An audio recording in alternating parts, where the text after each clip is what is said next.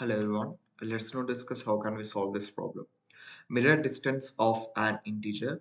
You are given an integer n, define its mirror distance as absolute value of n minus reverse of n. So we need to just reverse the number n, where reverse of n is the integer formed by reversing the digits of n. Return an integer denoting the mirror distance of n.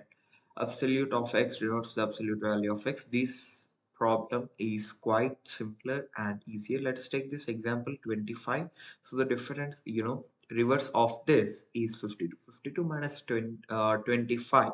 52 minus 25 will be 27, right? The absolute difference. Now, the absolute difference is nothing but, mod value, modulus operator. We use it in our basic maths, right? 10. If we just reverse it, it will be 0, 1, which is nothing but 1 if we remove the leading zeros. 10 minus 1 is 9. So I think it's clear, right?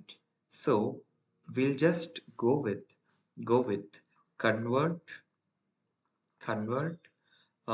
n to string s and reverse s. Convert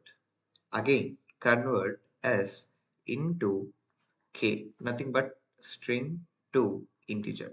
We'll be using this string to integer, a function, inbuilt function, right?